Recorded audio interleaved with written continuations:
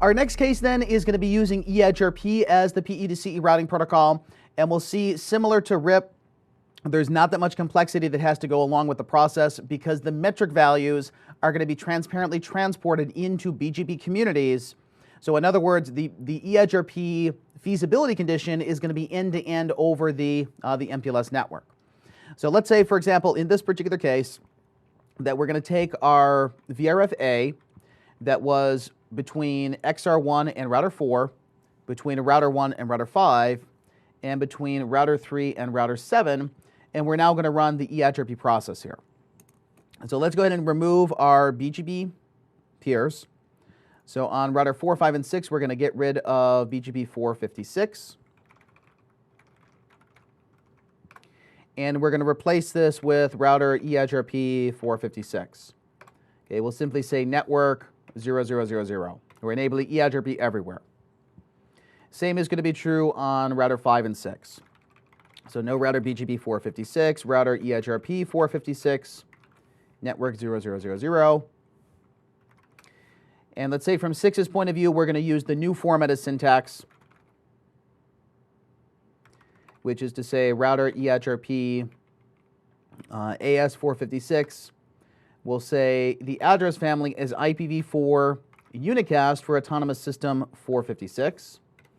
And the network, or where we're enabling EIGRP again, is just going to be on all interfaces.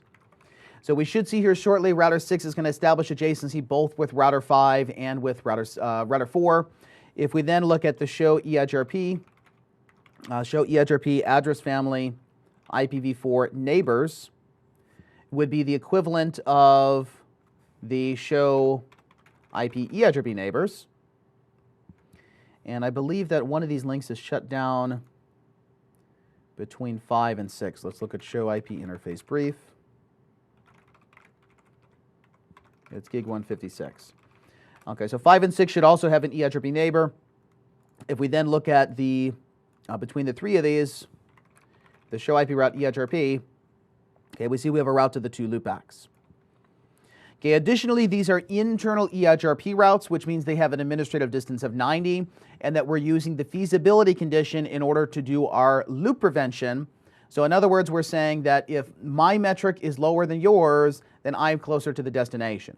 If your metric is lower than mine, then you're closer to the destination. I can use you as my primary path, or I can use you potentially as a backup path as a feasible successor. Okay, next we're going to do the same thing between router 3 and router 7.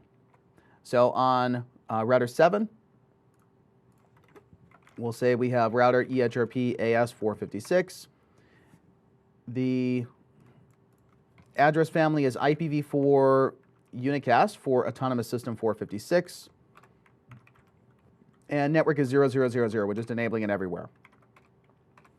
Okay, now from the provider edge router's point of view, the regular iOS box is router 1 and router 3. We'll see the syntax is very similar here, except we're going to specify what VRF we're using as opposed to the global table. So on router 1, we'll say router EIGRP AS456. The address family is IPv4 VRF-A, and the autonomous system is 456. And then likewise, we're just going to enable EIGRP everywhere. So we should see 1 and 5 format adjacency. And if we show run section EIGRP, we can basically take the same syntax. This is going to go on router 3.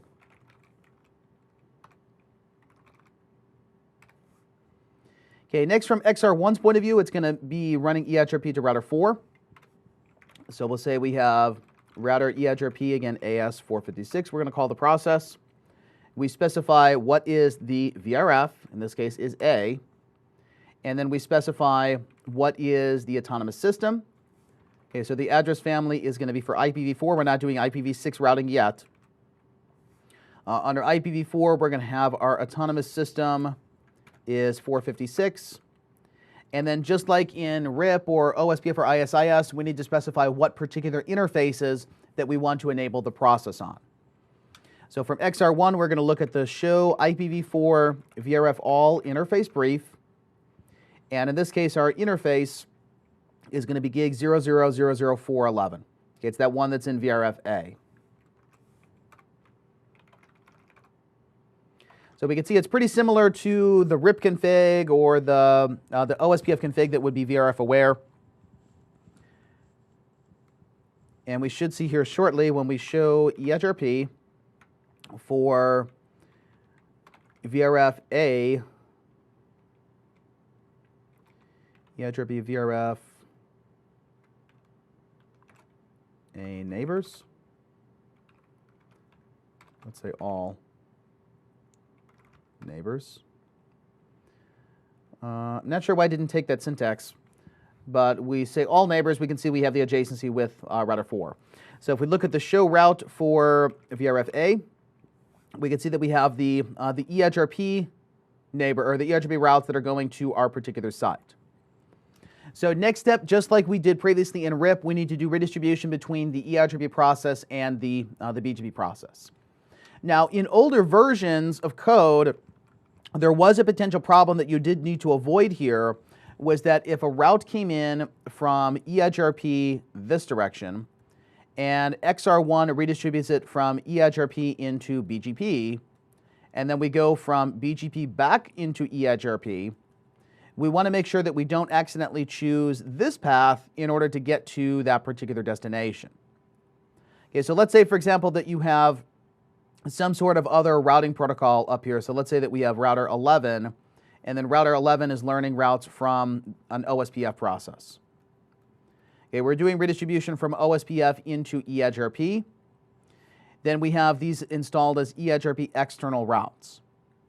When we do redistribution from BGP back into EIGRP, since we are recreating the metric, we have the same type of potential problem like we could in the RIP domain, that if we're using the wrong seed metric as we're going from BGP back into EIGRP, we could be routing along the wrong interface. So as long as whatever the EIGRP metric is higher from the MPLS network, then we should not be causing a loop. And this is not really related to MPLS, this is just normal redistribution logic that we could either say as the routes go this way and then come back, we don't want to redistribute them, or we could say to redistribute them with a higher metric value. Now we'll see though with the internal EIGRP routes, we will never have a loop condition with those because the feasibility condition is going to extend over BGP because the metric values are going to be encoded as BGP extended communities. So what I mean by this is that if we were to go now to router 1, and let's look at the show run EIGRP and let's show run section BGP, where we're going to go under BGP 1, address family is IPv4 VRF-A, and we're going to redistribute EIGRP 456. Then we go under our EIGRP process, under the address family, and we want to redistribute. This is going to be under topology base. We'll say redistribute BGP 1. And notice here that we're not setting a metric value when we go from BGP back into EIGRP. Okay, same thing is going to be true on the other side. So if we look at the show run section EIGRP, this same config, we can just paste this on router 3.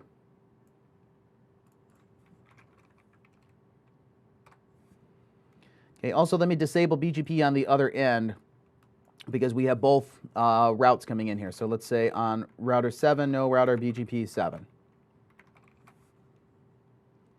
Okay, so on router 3, we redistributed EIGRP into BGP. We need to redistribute it back. So we'll go to router BGP 1.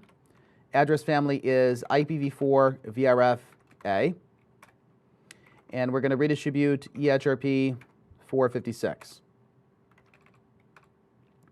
Okay, if we now look at the show BGP VPN v4 unicast for VRF-A, we should see that we are originating the EIGRP routes that we learn, which in this case was 7 loopback, and we should be learning the routes to the other site, which are 4, 5, and 6. Now, specifically, when we look at the metric value, or the BGP mid, notice that this is the final composite metric of EIGRP. So from router 7's loopback, we see 10,880. If we were to show IP route VRF-A, This is the metric that we have installed in the EIGRP table. Now, this does not directly affect the EIGRP path selection. This would affect the internal BGP path selection, that we would choose whatever the closer EIGRP metric is versus a higher BGP med. Now, what I was referring to in terms of encoding the metrics is if we look at the specific details of the VPN v4 update and show BGP VPN v4 unicast for 7777/32, we'll see that we now have these new extended communities that are relating to the specific vector attributes of the actual EIGRP route. So if we were to compare this to the show EIGRP address family IPv4 VRF A topology and specifically look at the prefix 7777/32 and compare this to the BGP update, we'll see that these values, like the MTU, are being encoded inside of these extended communities. Now, how specifically they're encoded, you don't need to worry about which values are encoded where, just that it is encoded by default. So this means that if we go to the other end of the network, so we have the route that's coming from, router 7 is advertising it from EIGRP to router 3. Router 3 is redistributing this into VPN v4 BGP. We then redistribute from router 1 back into the EIGRP process. If this was global routing, we would expect that the route come in as an external EIGRP route with an administrative distance of 170. But we'll see this is a special case because the metrics were already encoded, that if we now go to router 5 and look at the show IP route EIGRP, we will see show IP route EIGRP. We'll see that the route to router 7 is installed as an internal route. And the reason why is when we look at the show IP EIGRP topology for 7777/32, the individual vector attributes were maintained. Now, there is one other potential issue here, that if we look at the metric here on router 5, we see the metric is 3104, versus when we looked at it on the other side, we looked at it on router 3, the metric value was 10,880. The reason why is that on router 3 we're using the new format for EIGRP, which is the named mode, and the named mode uses wide EIGRP metric ranges. So if we look at here, this is the feasible distance, and then the feasible distance gets scaled down by a rib scale factor, and it gets installed in the routing table as this lower number. Okay, the reason why is that the delay value is now measured in picoseconds, where from router 5's point of view, we're measuring the delay in microseconds, and they potentially have an error of the calculation of what the metric is. So typically this means that when you're running EIGRP, you would have everyone using the new format, which uses the wide metrics, and then you would not potentially have any miscalculations between the different devices. But ultimately, in this case, we should choose the correct path because the vector attributes are encoded automatically. Okay, if we were to do the same thing on iOS XR, if we look at the show run router EIGRP, we would say under the AS, under address family IPv4, we're going to do a redistribution of BGP1. And then under BGP1, under VRFA, address family IPv4, unicast, we're going to redistribute EIGRP 456. Okay, if we commit our changes and then look at the show BGP VPN v4 unicast for VRFA, we should see that we are locally originating the prefix 4444. So if we say for the route 4444/32, we should see that this was redistributed, and also that we have the EIGRP route info, which are these other attributes. Okay, so we can see what's the autonomous system. It came from AS456. These are the other specific portions of the metric. And if we look at this now from router 4's point of view and look at the show IP route EIGRP, we're going to prefer to route through XR1 simply based on the lower metric value. So this also means that when we look at the metric between router 5 and router 4, they will always prefer to route through the internal path, so the route within their own site, as opposed to going over the MPLS network, because the metric is always going to be larger when we're going over MPLS versus going over internal. So in other words, to fix EIGRP loops, you don't need to do anything. It's automatically encoded as the extended communities. Really, the only problem case would be if for some reason you're not exchanging the extended communities in the VPN v4 update, but that's going to cause bigger problems because we would not be able to install the routes based on the route target value. Now, we will see in other cases like in ISIS or OSPF, we do need to consider what are the other loop prevention techniques, but in EIGRP, it's pretty much just plug and play. That from iOS XR's point of view, when we look at show run router, or let's just say show run, under EIGRP, we just did a redistribution of BGP without setting the metric, and then under the BGP process, we said redistribute, which would be here, redistribute EIGRP. Now there is another potential case though, where we would need to set the metric from BGP into EIGRP. It's when the routes are not EIGRP on the other end of the link. Now what I mean by this is, let's say that we want to take an additional site, let's say like router 10, and we now want router 10 to be able to get access to router 6. With the current setup, as we redistribute the routes from, in this case we're running the RIP process, and we're going into BGP, we have a route target export policy on router 2 that is setting the routes to be 200:200. Okay, when these updates get to router 1 or they get to XR1, they are not being imported into the VRFA table because we don't match what the route target is. But remember what I talked about in terms of the route distinguisher versus the route target.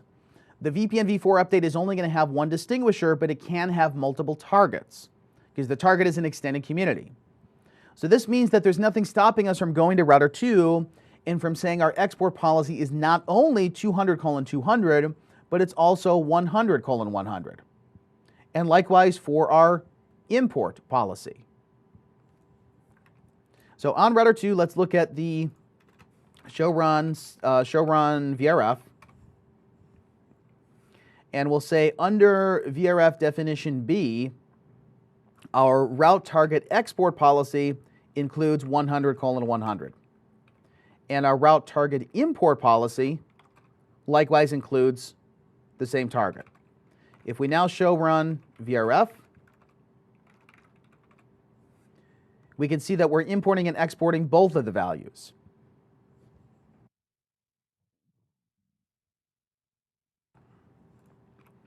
Okay, the end result should be from router 10's point of view, when we look at the show IP route RIP, that we should start to receive the routes from 4, 5, and 6 encoded as RIP routes.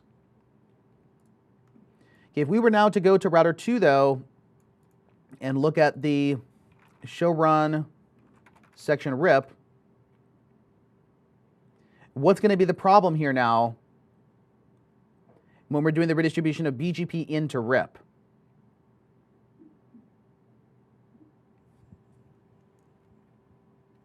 So from router 2's point of view, we have multiple routes from different sites that are coming in. Okay, we have RIP routes that are between these three neighbors. Okay, so RIP is running here in site B, okay, VRFB. And then we also have RIP that's running down here in B. Okay, we exported these routes out as 200:200. They went this way and this way. Okay, but we now also are exporting them out as 100:100 and importing 100:100. So they're going to router 1 and they're going that direction. They're also coming back this way and then going from router 2 back into the RIP process. But the issue is the routes over here on the left, these are EIGRP. And when we saw the redistribution from EIGRP into BGP, we were taking the full composite metric and then setting that as the BGP med. So from router 2's point of view, if we specifically look at the show BGP, VPN v4, unicast for VRFB, the routes do get imported, but the problem is the metric is too high. Because we know RIP has a metric range of 1 to 16, so 15,000 is way beyond what the variable can hold. So from RIP's point of view, it basically says the metric is infinite. So this means that we're going to have to not transparently set the metric, or we would have to manually reset the BGP med in order to go down to a lower value. But simple solution would be something like this. On router 2, if we look at the show run section RIP, we'll say that under the RIP process, we're going to redistribute BGP in, and we're just going to give it a static metric. We'll give it a metric of 1. Okay, now from router 10's point of view, when we show IP route RIP, we see that we have all of these destinations. They all have a metric of 1. Okay, so let's say now from router 10's point of view, can we reach router 6? So let's ping 6666. Source is 10.10.10.10.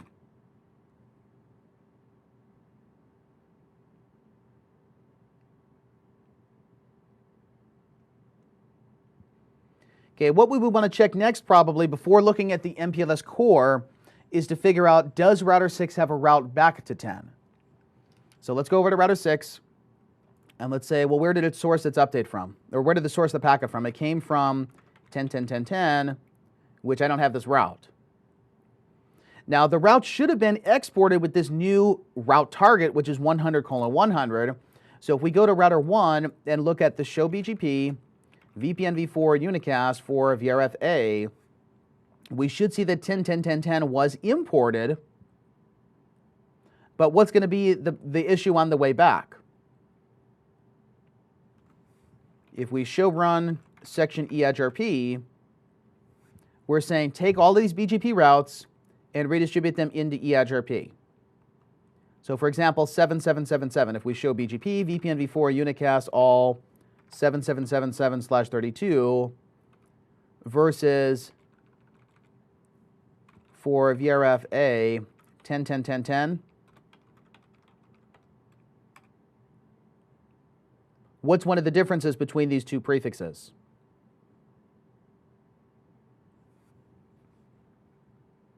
Well, they both have the same target, so they are import candidates. Okay, it says it was imported. It was imported into table A. But what else is different about these attributes here versus the bottom one? The prefix 7777 came originally from EIGRP, which means that the individual vector attributes were copied into the BGP update. So when BGP is redistributed back into EIGRP, we don't need to set the metric value because those values are copied back. But the problem is with the route on the bottom, it didn't come from EIGRP to begin with, so we don't have the encoding for those specific metrics. This means that when we go from BGP back into EIGRP, in the EIGRP topology, we don't know how to describe what the metric value is. So if we were to look at the show EIGRP, address family IPv4 VRFA, and look at the topology, we don't see the entry for 10.10.10.10. We do see the entry for 7 because we know what specific metric values to use. So this is the kind of corner case here that you would need to set the seed metric into EIGRP is when you have EIGRP on one side of L3VPN and then you have not EIGRP on the other end. Now we'll also talk about some other potential cases for this when we're doing inter-AS exchange, that if for some reason the extended communities got stripped from the update and the EIGRP vector metric were not included end-to-end, then likewise we would have to reset the metric value. However, if we were to go under EIGRP and simply set the value, let's say redistribute BGP1 and give it a metric of whatever, let's say 10,000, delay of 1,000, reliability 100%, loading 1%, MTU 1500. If we then look at this from, let's say, router 6's point of view, and we show IP route EIGRP, we'll see that the routes that came not originally from EIGRP get encoded as external. The routes that did come from EIGRP on the other side, we still see those as internal, and the metrics are going to come from whatever was encoded to begin with.